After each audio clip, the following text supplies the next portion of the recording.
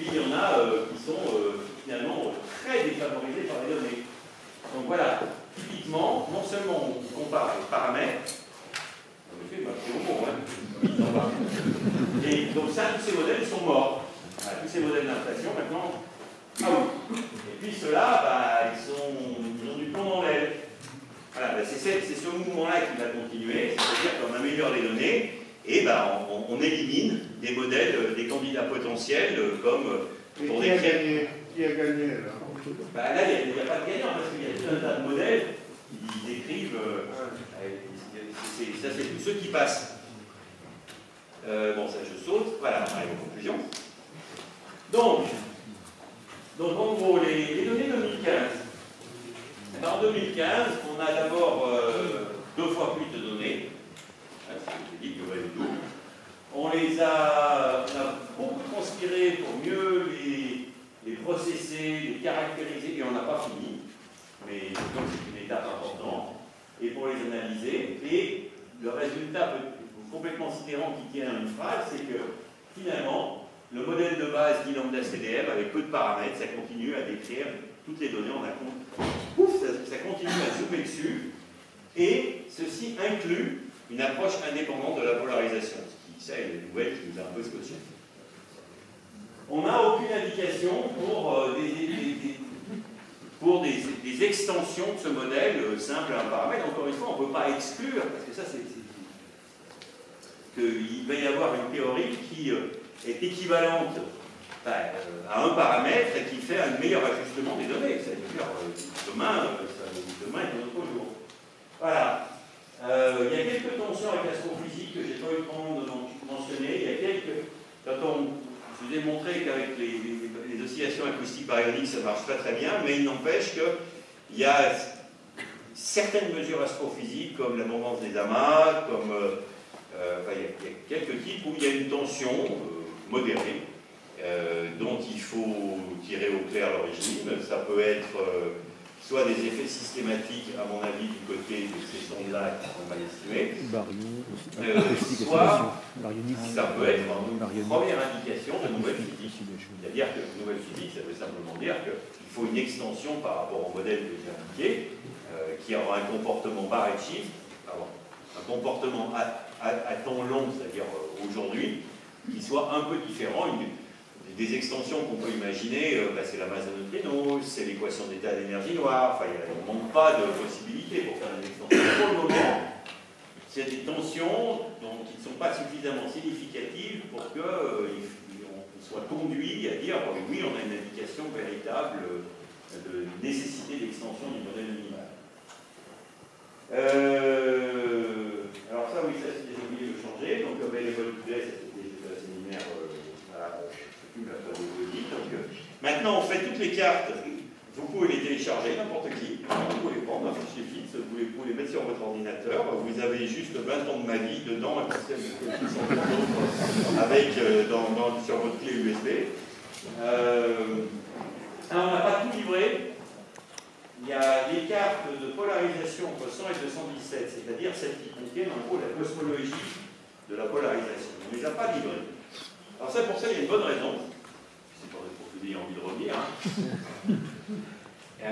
La bonne raison, c'est qu'en fait, on a des indications probantes par certains tests de nullité qui permettent de savoir s'il y a des effets systématiques résiduels, qu'aux grandes échelles, ils ne sont pas passés de manière satisfaisante. Donc on sait qu'on a des effets instrumentaux non maîtrisés au niveau nécessaire pour faire de la cosmologie qui existent aux grandes échelles. Donc, ce qu'on a fait, c'est que les cartes que je vous ai montrées sont des cartes qui sont filtrées aux grandes échelles, ce qu'on appelle un filtre qui passe haut, c'est-à-dire qu'on a annulé toutes les structures à grande échelle de la polarisation. Toutes les analyses qui ont été faites sur des échelles, disons, plus petites que 5 degrés. Alors, néanmoins, il y a des informations extraordinairement importantes à ces échelles-là, et notamment, une des choses un des résultats que j'ai pas mentionné parce que je ne peux pas tout faire, ça a été de dire on a changé, on a modifié les contraintes sur le moment où l'univers s'est allumé. Alors à l'issue de WMAP, on pensait qu'il fallait que les étoiles s'allument, disons, aux alentours de 400 millions d'années. eh ben, on a donné un peu d'espace de respiration aux étoiles et aux théoriciens, parce qu'on pense qu'en fait, les données indiquent un allumage de l'univers plus tardif, qui est plutôt aux alentours de t égale 550 millions d'années. Donc 100 millions d'années, quand on en est aux alentours de 500, ça fait une différence. Mais néanmoins, donc ça, d'abord ça a un certain impact, puisqu'on change en gros le moment où l'univers s'allume avec les premières étoiles, les premières galaxies, etc. Et ça se voit dans le CMB, bon, ça sera une autre présentation. Mais néanmoins, on n'a pas utilisé les données de la HFI, c'est-à-dire de l'instrument le plus précis, parce que c'est celui-là qui précisément, on dit, on n'a pas encore complètement maîtrisé l'ensemble des effets systématiques. Donc l'enjeu dans l'année, c'est d'avoir suffisamment bien compris pour pouvoir baser une analyse là-dessus et réviser à nouveau, parce que je pense que cette fois-ci on aura une incertitude beaucoup plus petite, au moins d'un facteur 2, et donc diviser d'un facteur 2 les incertitudes. Et donc réviser à nouveau, voilà le moment où l'univers s'est allumé.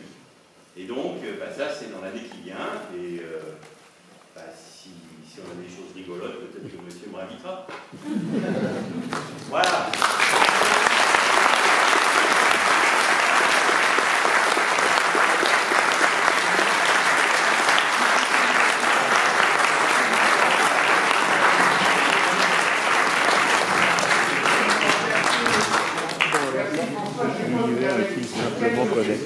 D'abord, pour les questions auxquelles je n'ai pas le temps de répondre, je vous rappelle le site que je me décarcasse à maintenir à jour avec mes petits collègues qui s'appelle www.planck.fr, que vous pouvez consulter, où il y a plein de notices de téléchargement. En fait, maintenant, il y a même des scientifiques étrangers qui viennent de lire.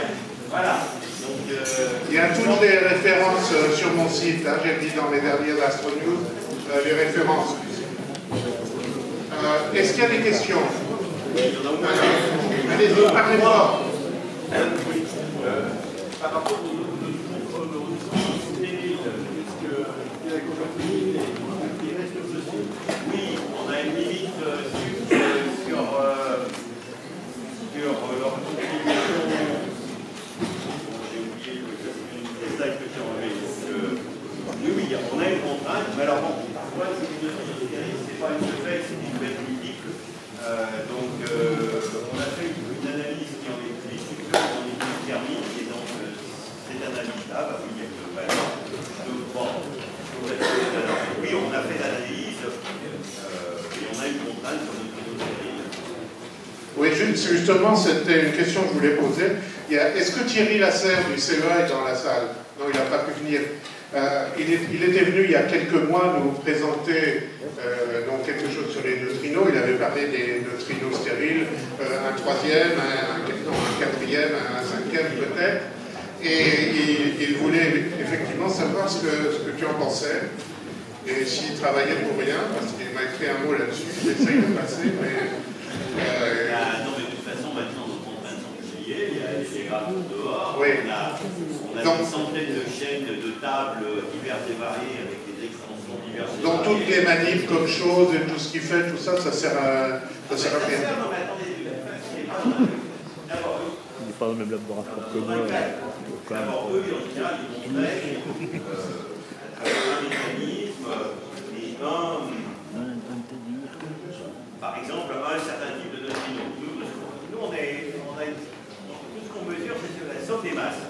Ah oui. Donc d'abord, on ne mesure pas tout, mais simplement, justement, c'est ce qu'ils n'arrivent pas à mesurer. D'accord.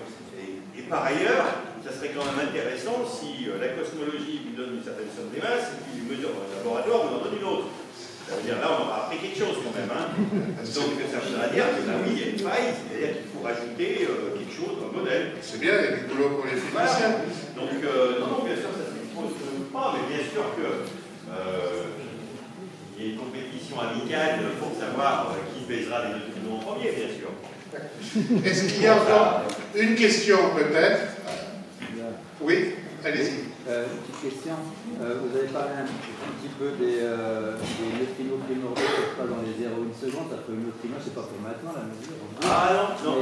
Qu'est-ce que ça apporte, à part la précision, qu'est-ce que ça apporterait sur une mesure singulière? Par exemple, les ondes gravitationnelles ou autre chose? Ah non, c'est pas de la même nature. Je pense que essayer de répondre. Donc, je pense que si vous voulez, c'est quelque chose qui serait un petit peu du genre de la polarisation, en supposant qu'on fasse, on est vraiment dans la science-fiction, en supposant qu'on fasse une image donc, très très précise du fond d'anisotropie des neutrinos. L'astronomie. Donc là, c'est des fonctions de transfert différentes qui relient les grumeaux dits primordiaux au détail de l'image. Et donc, ce qu'on pourra faire, c'est quelque chose, c'est rajouter une troisième sonde pour voir si elle raconte elle aussi la même histoire.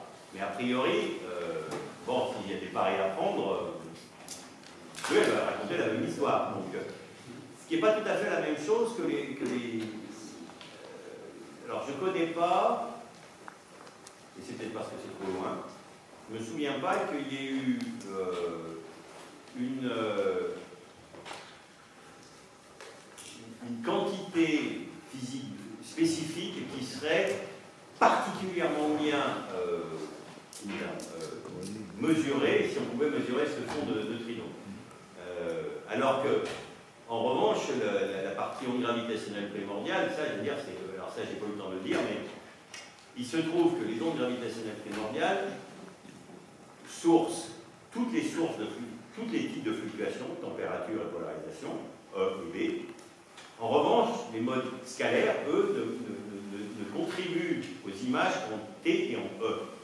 Dit autrement, les modes B, c'est pour ça qu'on en parle particulièrement, c'est pour ça que je vous ai un petit peu introduit la chose, les modes B n'ont une origine que tensorielle, c'est-à-dire que onde gravitationnelle, c'est les primordiales, cette origine. Évidemment, il y a d'autres effets qui sont plus derrière, l'effet de l'antillage, l'effet de la poussière de la galaxie, mais ceci étant dit, dans l'univers dit primordial, il y a une seule source de mode B qui sont les ondes tensorielles.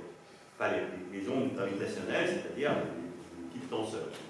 Et donc, c'est absolument unique, c'est une fenêtre, et en plus, bon, ça permet de mesurer l'échelle d'énergie de l'inflation, si c'est parmi les détails. Et puis, ça ouvre plein d'autres choses, en fait.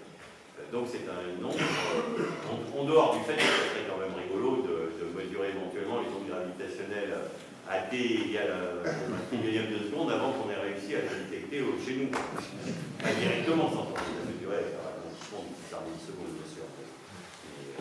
Et voilà. Donc, c'est une idée certainement amusante et intéressante,